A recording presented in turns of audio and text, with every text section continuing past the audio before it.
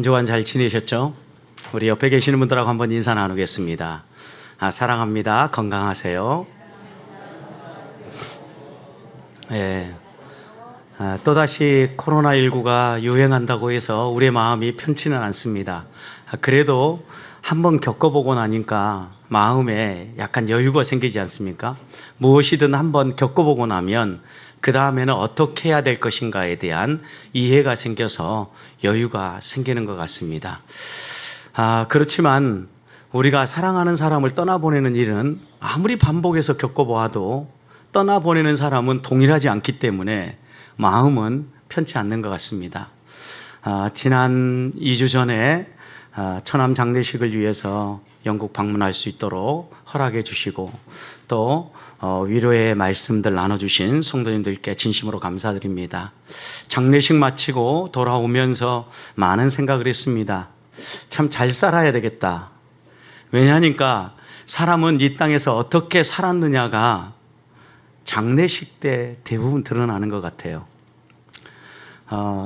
집사로서 어떻게 보면 우리나라로 표현하면 거기는 이제 조직이 되지 않은 교회로서 교회를 운영하기 때문에 처음 교회를 설립했던 멤버로서 함께 교회를 열심히 섬겼는데 마지막 장례식 때에도 정말 많은 분들이 와서 런던에서부터 또 맨체스터에서 영국 곳곳에서 흩어져 있는 처남을 알던 사람들이 함께 와서 예배하는 모습을 보면서 그래도 선한 영향력을 미치면서 잘 살았구나라는 생각을 다시 한번 새겨보았습니다.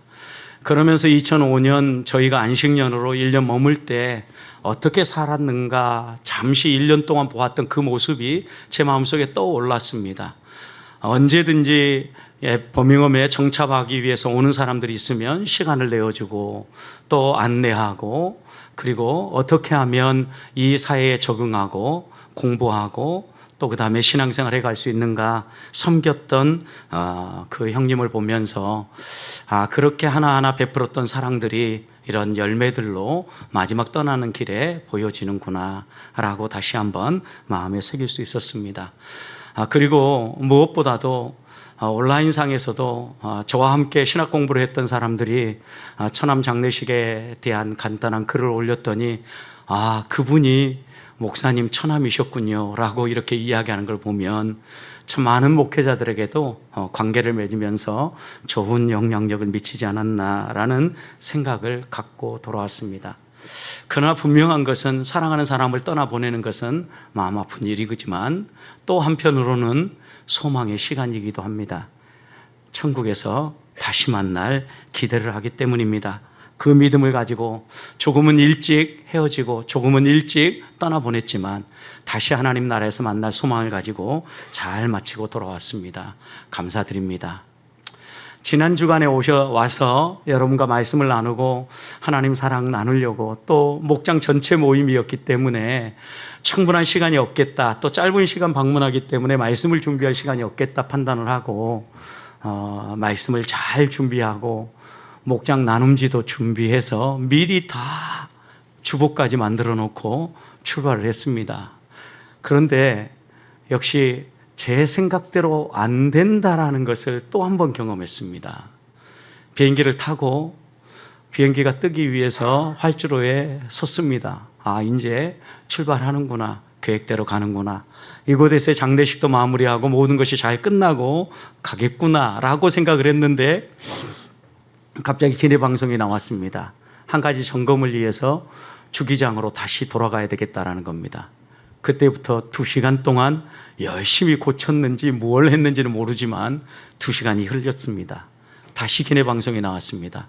우리 비행기는 부득이한 사정으로 운항이 취소되었습니다. 내리시기 바랍니다. 그 이야기를 듣는 순간 제 생각 가운데 어떤 생각이 들었냐면 이러면 주일날 못 들어가는데 라는 생각이 1번이었습니다. 그래서 내려오자마자 안내하는 분하고 그 다음에 유럽에서 한국으로 들어갈 수 있는 비행기 편을 알아보기 시작했습니다.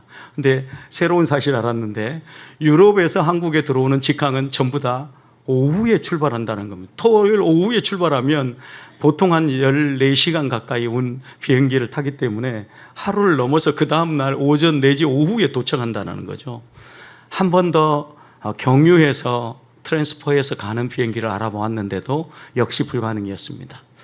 이런 모든 것들을 보면서 이제는 안 되겠구나 포기하고 다시 돌아와서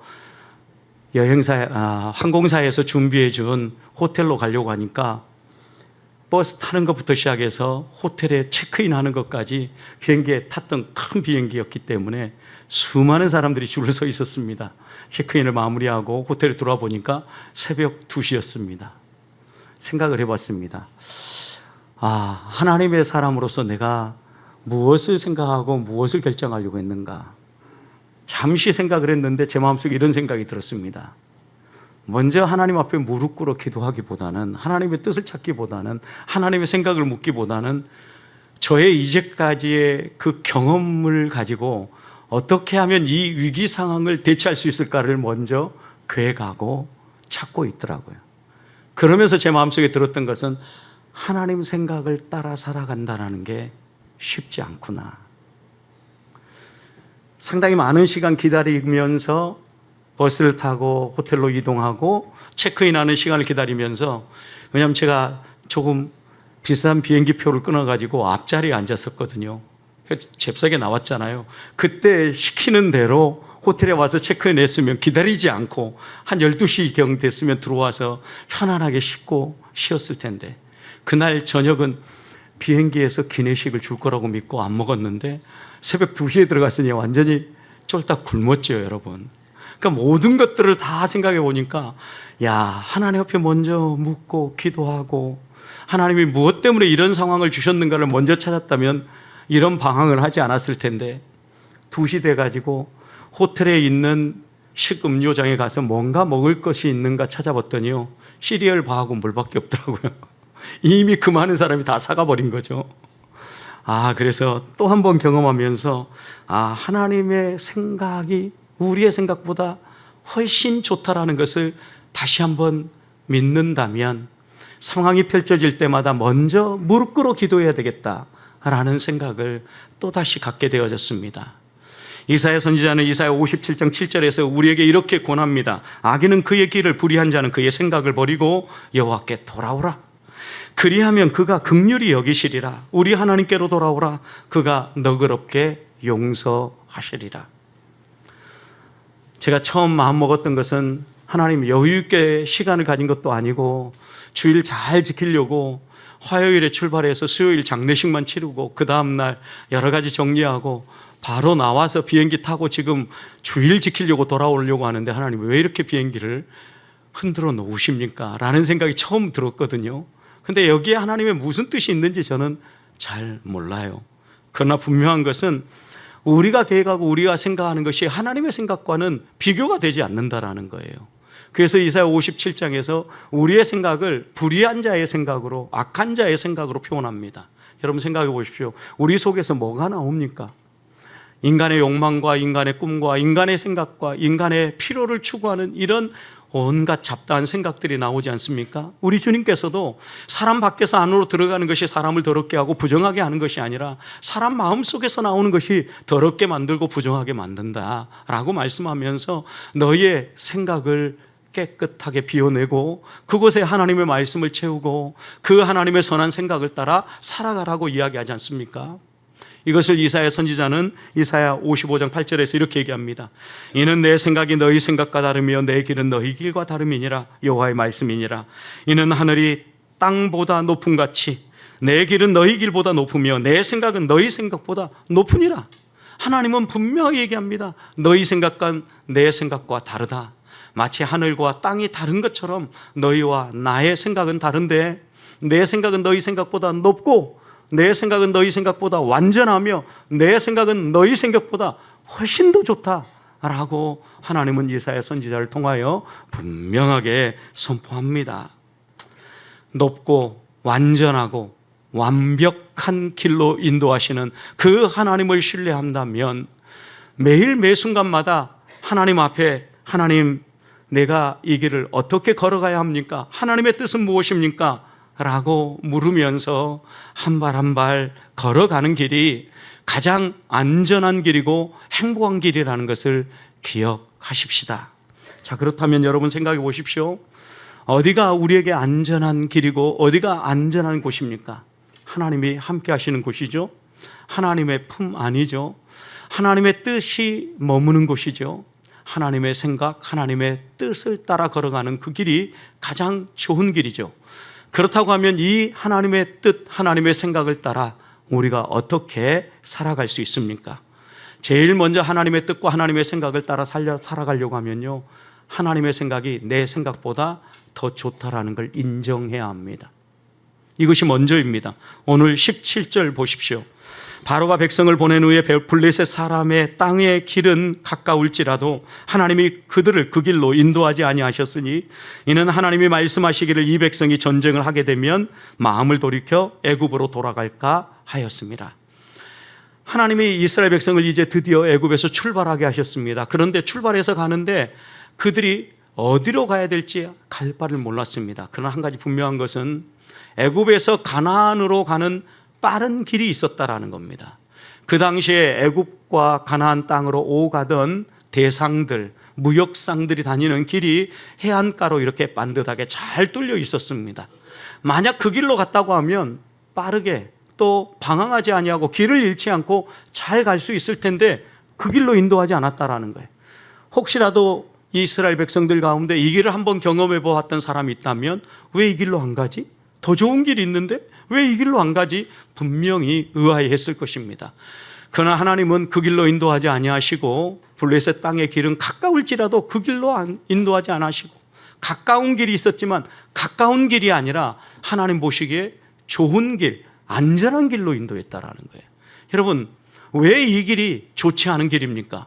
분명히 가깝고 신속하게 갈 수 있고 빠른 시간 안에 결과물을 얻어낼 수 있는 좋은 길 아닙니까?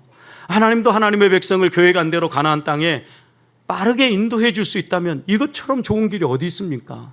그러나 하나님이 보시기에는 이 길이 좋은 길이 아니라는 거예요. 이유가 무엇입니까? 17절 후반절 보십시오.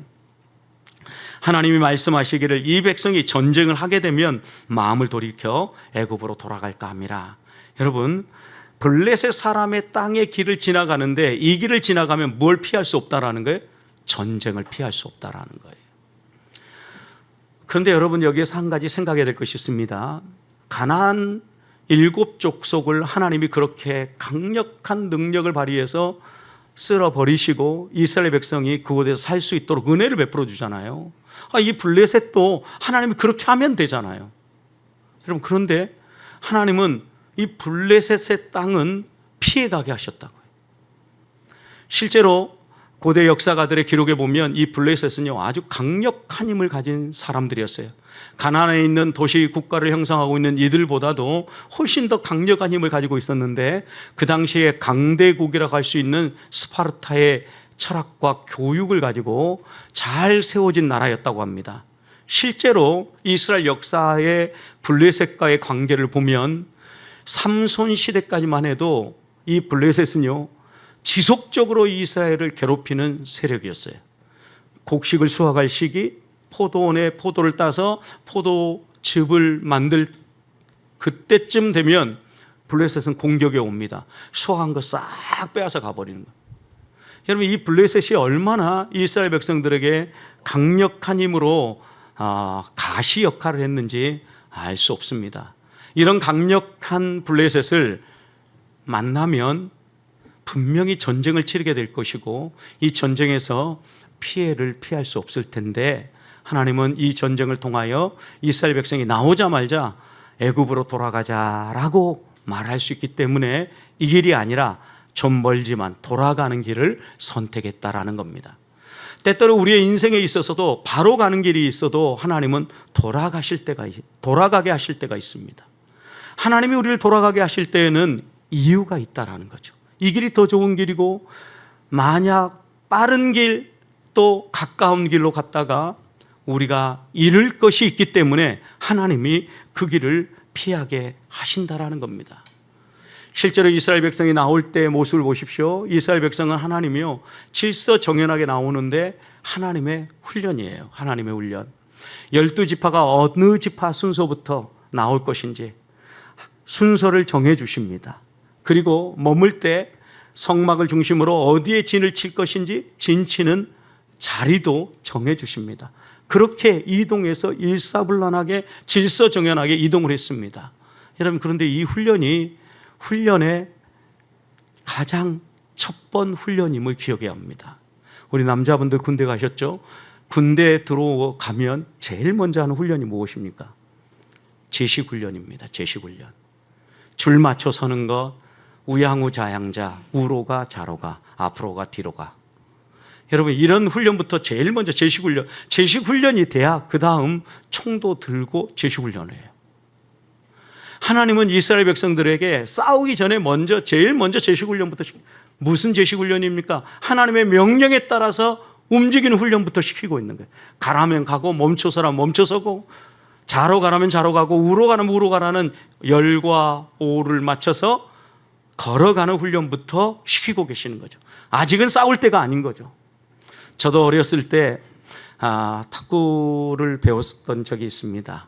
그런데 탁구를 배울 때요, 저는 한 3개월 동안 볼만 열심히 줍고 다녔어요. 3개월 동안 볼 열심히 줍고 났더니 그 다음에는요, 탁구대를 반 세워놓고 반 세운 다음에 앞에서요, 탁구 라켓 2개를 들고 계속해서 스매싱 연습만 시키십니다. 그것도 한 3개월 지나고 나니까 그제서야 코치가 탁구대에 서게 만들었어요. 그리고 나서 드디어 공을 잡고 하나하나 기술을 배워가면서 훈련을 했던 시절 기억합니다. 그러니까 훈련에는 절차가 있다라는 거예요. 한 번에 다 주지 않아요. 뭐부터 해야 될 건가? 어떻게 해야 우리가 잘 다듬어질까를 잘 알기 때문에 하나님이 지금은 싸울 때가 아니라 좀 돌아가도 가야 될 때라고 말씀하는 거예요. 여러분, 이게 하나님의 생각이에요. 그런데 우리는 하나님의 생각을 모르기 때문에 왜 볼만 주우라고 하느냐고, 나도 탁구 다이에 서서 그냥 조금 볼을 때리고 싶다고 아무리 얘기해도 코치는 허락 안 해주는 거죠. 어느 정도 폼이 나올 때까지, 그리고 겸손해질 때까지 기다리는 거죠.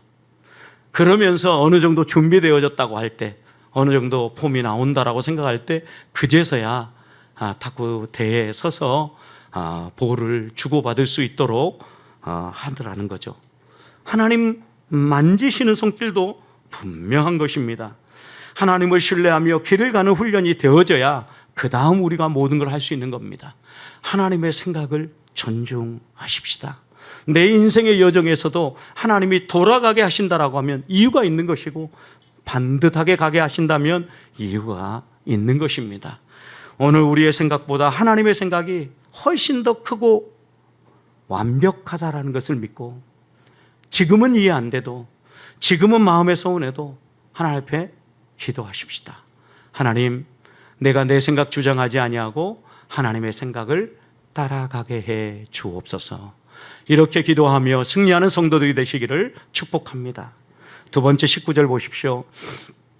모세는 많은 것들 가운데 요셉의 유고를 취해서 애굽에서 나옵니다.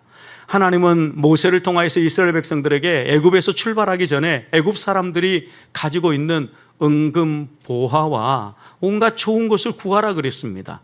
실제로 애굽 백성들은 은금 보화와 여러 가지 좋은 것들을 구해서 나왔습니다. 당당하게 나왔습니다. 그런데 여러분, 모세는 보십시오. 애굽의 어떤 보화나 은금 폐물을 구한 게 아니라, 그것을 취해서 먼저 들었던 게 아니라 요셉의 유고를 취해서 들고 나왔다라는 거죠. 여러분, 요셉의 유고를 들고 나온 이걸 보면서 하나님의 계획, 하나님의 생각은 무엇인가를 우리는 다시 한번 돌아봐야 합니다.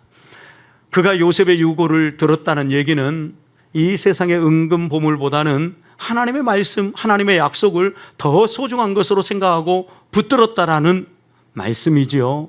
여러분, 생각해 보십시오. 요셉의 유고를 왜 들었겠습니까? 이유는 한 가지입니다. 요셉이 그렇게 당부했기 때문이지요. 이 요셉의 당부를 생각하려고 하면 이스라엘 백성이 어떻게 애굽에 내려와서 살게 되었는가 생각해 보십시오. 요셉이 애굽에 내려온 것은 형제들의 시기 질투 때문에 내려왔죠. 그러나 그는 하나님의 은혜로 하나님이 주신 꿈대로 애굽의 총리 대신이 되어서 애굽 전역을 다스리는 사람이 되었습니다. 때마침 견디기 어려운 극심한 흉년이 찾아왔습니다. 전 세계에 식량이 없어서 많은 사람들이 애굽으로 와야만 식량을 구할 수 있는 그런 때가 되었습니다. 그때 하나님은 야곱에게 나타나서 꿈 가운데 말씀하시죠. 애굽에 내려가기를 두려워하지 말아라. 창세기 46장 보면 하나님이 내려가는 것을 야곱에게 허락하십니다. 그러면서 이 야곱과 야곱의 가족들 약 70여 명이 애굽에 내려와서 고센 땅에 정착하게 됩니다. 여러분, 이렇게 정착한 그들에게 하나님께서 주신 약속은 이곳이 영원히 살 곳이 아니라 하나님이 약속한 가나안 땅으로 때가 되면 다시 돌아가게 하리라. 아브라함에게도 약속하셨고 그 약속의 말씀이 야곱을 거쳐서 요셉에게도 새겨졌음이 분명합니다. 왜냐하면 요셉은 아버지 장례식을 치르고 자신이 떠나갈 때가 가까움을 알았을 때 창세기 50장 24절 보면 형제들에게 이렇게 얘기합니다. 요셉이 그의 형제들에게 이르되 나는 죽을 것이나 하나님이 당신들을 돌보시고 당신들을 이 땅에서 인도하여 내사 아브라함과 이삭과 야곱에게 맹세하신 땅에 이르게 하리라. 아브라함과 이삭과 야곱에게 맹세하신 땅이 어디입니까? 가나안 땅이죠. 하나님이 그리 인도할 거라는 거예요.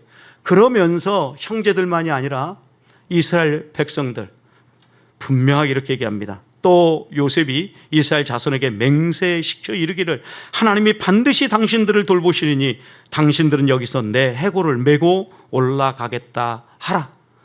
맹세시켰다는 얘기예요. 적어도 이 요셉의 맹세와 모세의 출애굽까지는 약 350년에서 400년의 간극이 있는 시기입니다. 여러분, 시간은 많이 흘렀지만 적어도 5대에서 6대의 대가 흘러내려왔지만 모세는 마음속에 잊지 아니하고 하나님의 말씀, 하나님의 약속을 붙잡았습니다.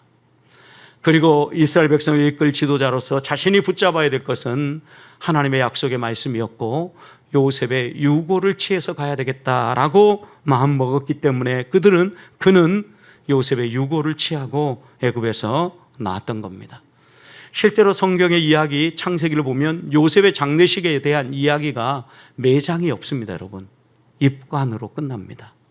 창세기 50장 마지막 절인 26절 말씀을 보면 요셉이 110세의 죽음에 그들이 그의 몸에 향채를 넣고 애굽에서 입관하였더라. 이렇게 끝나요. 여러분, 몸에 향제를 넣고 입관했다라는 것은 미이라로 만들어서 그를 보관했다라는 거예요. 왜요?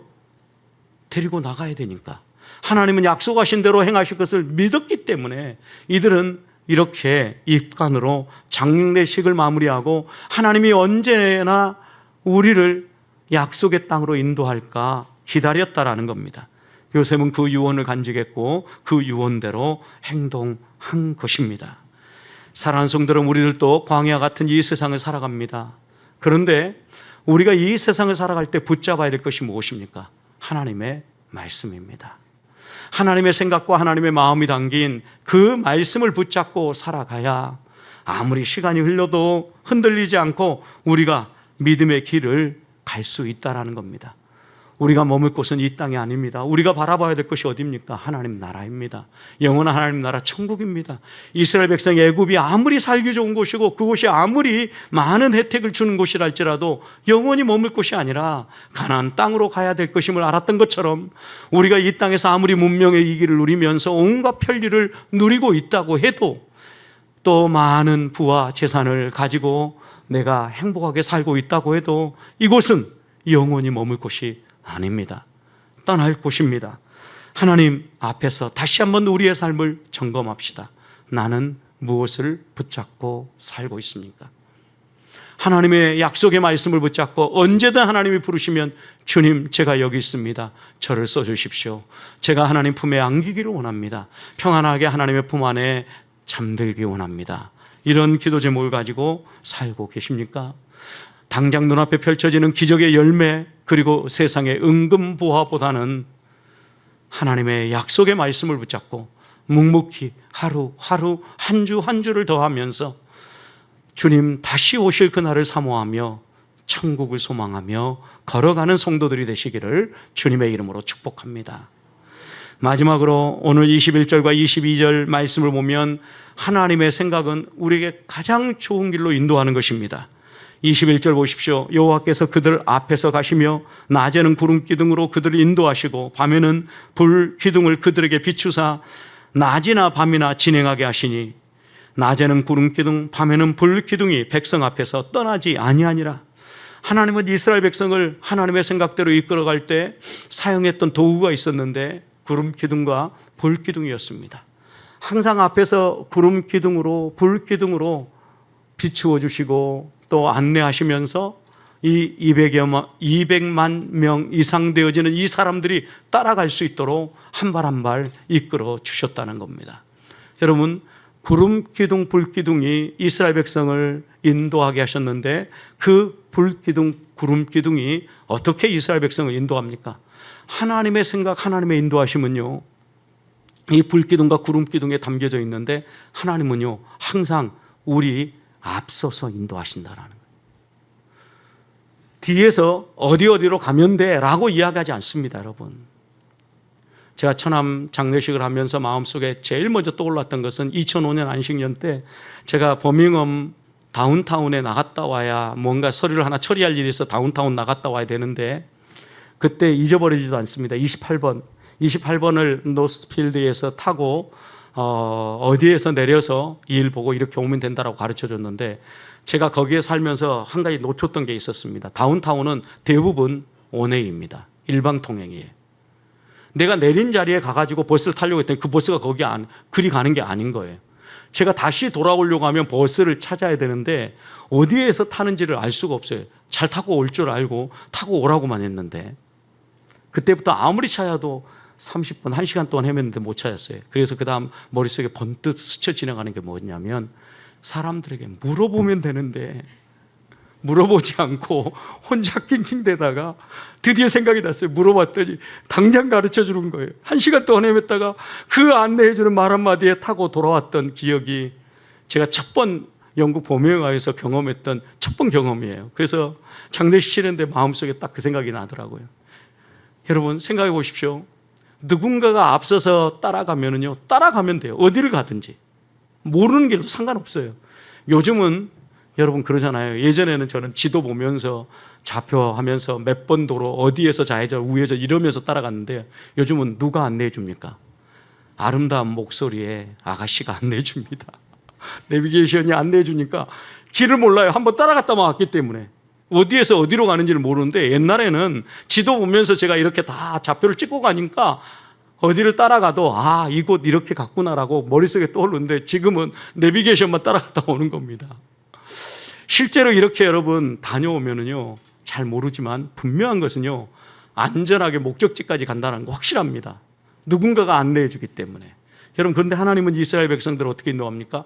앞서서 인도해줘. 또 여러분 낮에는 구름 기둥, 밤에는 불 기둥으로 비췄다 그랬어요. 불 비췄다. 여러분, 낮에는 덥기 때문에 구름 기둥으로 여러분 안전하게 따뜻하게 그들이 더워서 버티기 어렵기 때문에 시원하게 보호막을 쳐주신 거고요. 밤에는 불 기둥으로 불을 비추었다라는 것은요, 따뜻하게 보호해줬다라는 거죠.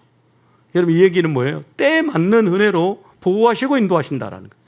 우리의 형편과 처지를 누구보다 잘 아신 하나님께서 때와 형편에 따라서 우리를 인도하신다라는 거예요. 세 번째는요, 이 구름 기둥과 불 기둥이 이스라엘 백성 앞에서 어땠어요? 떠나지 않았다라고 22절 기록합니다. 떠나지 않았어요. 여러분, 하나님의 인도하심은요, 마음에 맞으면 인도해주고 좀 내 마음에 안 드니까 인도 안 해주고 이런 분이 아니라는 거죠. 하나님은 변함없이 똑같은 마음으로 우리를 인도하셔요. 때때로 우리가 곁길로 하고 뚱딴지 같은 소리를 해도 그래 다독거려 주시면서 또다시 우리를 인도해 주신 분이 우리가 믿는 하나님이에요. 하나님의 인도하심, 하나님의 생각은요, 여러분 우리 앞에서 우리를 가장 안전하게 우리의 상황과 형편에 때에 맞게 적절하게 인도하실 뿐만 아니라 떠나지 않고 끝까지 책임져 주시고 끝까지 인도해 주시는 하나님의 인도하심이에요. 그 하나님이기 때문에 우리가 그 하나님을 신뢰하고 그 하나님의 생각에 우리의 모든 것을 맡길 수 있는 겁니다. 저는 이 하나님을 우리 온 성도들이 굳건하게 붙잡을 수 있기를 소망합니다. 하나님의 영으로 인도함을 받는 사람이 하나님의 사람이라고 바울은 로마서 8장 14절에서 얘기했습니다. 하나님의 영으로 인도하심을 받는다는 의미가 무엇입니까? 하나님의 생각을 따라가는 사람이라는, 성령의 감동 감화심을 놓치지 아니하고 하나님의 말씀하실 때 그 말씀을 따라가는 사람, 이 사람이 진짜 성도입니다. 이사야 선지자는 이사야 48장 17절에서 하나님의 가르침과 하나님의 인도하심은 우리에게 유익한 것이라 그랬어요. 하나님은 우리의 유익이 무엇인가를 아시고 우리의 유익함을 위해서 가르치시는 분이에요. 그리고 그 길로 인도하시는 분입니다.